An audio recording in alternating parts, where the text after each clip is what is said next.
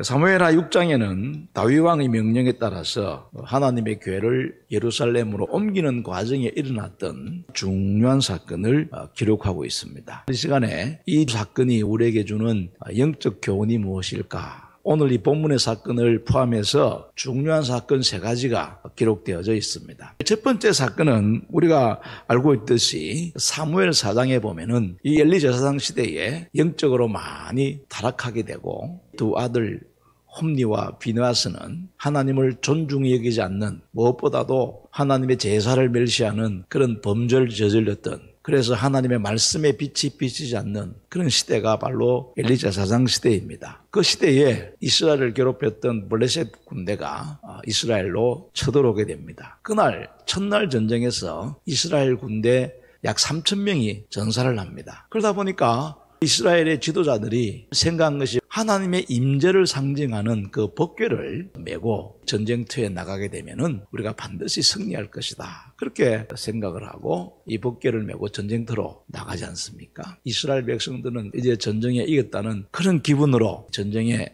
참여하게 됩니다만은 그 전쟁에서 무참하게 패배하게 됩니다. 두 번째로 하나님의 언약궤와 관련된 사건은 사무엘상 6장에 있는 베세메스 사건입니다. 블레셋 군대가 하나님의 언약궤를 빼앗아가지고 자기들이 섬기고 있는 다곤의 신상 앞에다가 법궤를 안치해 주었습니다. 그래서 마치 자기들이 하나님을 이겼다, 전리품으로서 이 법궤를 신전에다가 보관해 두었던 것입니다. 그런데 그 다음날 아침에 가보니까 이 다곤의 신상이 법궤 앞에 엎드려져 있는 것입니다. 그 다음날 다시 가보니까 이번에는 팔, 다리, 목이 다 잘린 채 법궤 앞에 그들이 섬기는 신이 있는 것입니다. 그뿐만 아니라 온 백성들의 그 몸에 독종이 생기기 시작했습니다. 그러다 보니까 블레셋 사람들의 지휘관들이 몰려서 전략회의를 하게 됩니다. 그래서 그들이 회의한 결과 이 법궤를 이스라엘 지역으로 옮기기로 결정을 합니다. 이 하나님의 법궤를 실은 암소가 베세메스에 도착했을 때에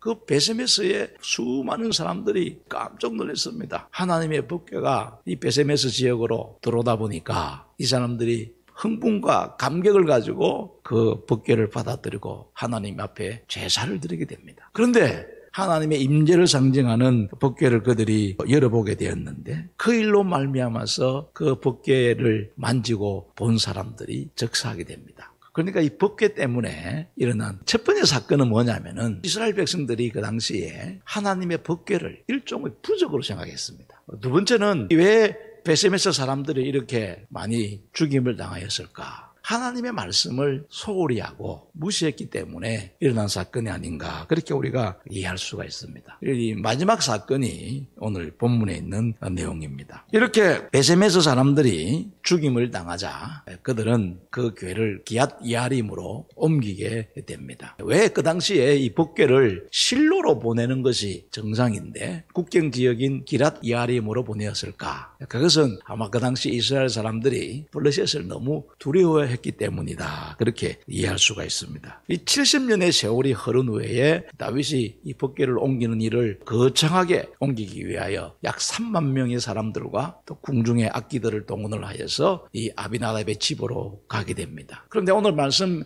2절에 보면은 분명히 다윗이 이렇게 말합니다. 이 법궤를 메어 오기 위해서 이렇게 많은 사람들을 거느리고 갔다, 그렇게 말합니다. 이 말은 다윗은 하나님의 말씀대로 이 법궤를 메고 오기 위해서 갔는데 도착하였을 때 이미 우사와 아효라는 이 두 사람이 새 수레에다가 법궤를 싣고 운반을 할 준비를 하고 있었던 것입니다. 아마 다윗의 생각 속에 70년 동안 이 법궤를 보관했던 그 사람들의 성의를 무시할 수도 없었기 때문인지 그대로 허용을 하게 됩니다. 그렇게 나곤이라는 사람의 타작마당에 이르렀을 때에 갑자기 소들이 뛰게 됩니다. 히브리어 단어를 찾아보면요, 소들이 갑자기 휘청거리기 시작한 것입니다. 법궤가 흔들리니까 우사가 법궤를 손으로 잡았다, 그렇게 이야기하고 있습니다. 그래서 그 자리에서 죽게 됩니다. 그런데 우리가 여기서 한 가지 관심 있게 봐야 될 단어가 하나 있습니다. 우사가 손을 들어 하나님의 궤를 붙들었더니, 붙잡았다는 이 단어는 히브리 단어의 원어를 찾아보면은 마치 자기의 소유인 것처럼 표시하는 것, 이 우사가 마치 하나님의 법궤를 자기 소유물인 것처럼 그 수많은 사람들 앞에서 자랑하고 싶었다는 그런 의미가 여기에 담겨져 있는 것입니다. 그러니까 이 70년 동안 법궤를 복원하는 가운데 자기도 모르게 이 법궤가 마치 자기의 소유물인 것처럼 착각을 하게 되었다는 것입니다. 70년 동안 자기 집에 있는 동안에 자기도 모르는 사이에 이 법궤에 대한 하나님의 말씀들을 별로 중요하지 않게 생각했다는 그런 의미로 해석할 수밖에 없는 것입니다. 여러분, 하나님의 말씀의 왜곡의 역사는 언제부터 시작됩니까? 하와로부터 시작되었습니다. 지금도 마찬가지예요. 지금도 하나님의 말씀을 왜곡해서 해석하는, 하나님의 말씀을 자기의 유익한 대로 해석하는 그런 일들이 엄청나게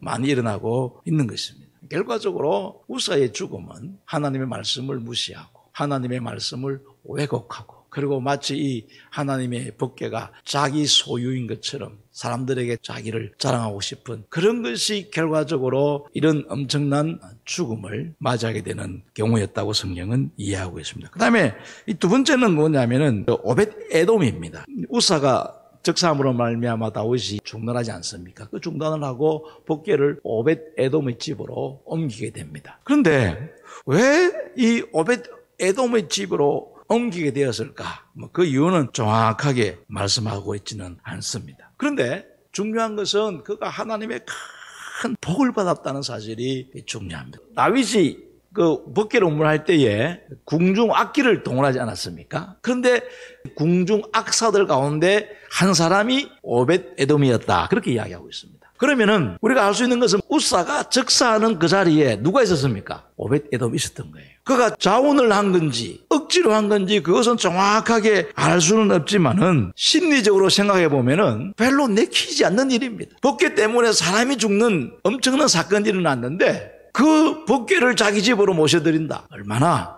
마음의 두려움이 있었겠습니까? 그러나 이 오벳 에돔은 별로 내키지 않았지만은 이 법궤를 자기 집에 모시게 됩니다. 그런데 그 다음이 문제인 것입니다. 그는 불평하지 않았습니다. 자기에게 맡겨진 일을 기쁨으로 감당했습니다. 이 오벳 에돔이라는 이름의 뜻이 뭐냐면은 오벳이라는 말은 섬긴다라는 뜻입니다. 에돔, 불다라는 뜻입니다. 근데 이 불다라는 단어는 사람이라는 어원과 같은 어원입니다. 그러니까 오벳 에돔은 그 이름 자체가 섬기는 자입니다. 그래서 우리가 어떤 결론을 내릴 수가 있습니까? 하나님의 괴가 오벳 에돔의 집에 왔었을 때에 그는 처음에는 좀 힘들었겠지만은 그럼에도 불구하고 자기 이름 그대로 이 법궤를 최선을 다해서 섬겼다라고 우리가 볼 수밖에 없는 것입니다. 그렇다면은 이 오벳 에돔은 악사입니다. 하나님 교회 앞에서 하나님을 찬양하고 하나님을 경배하면서 전심으로 이 하나님의 임재를 상징하는 법궤를 잘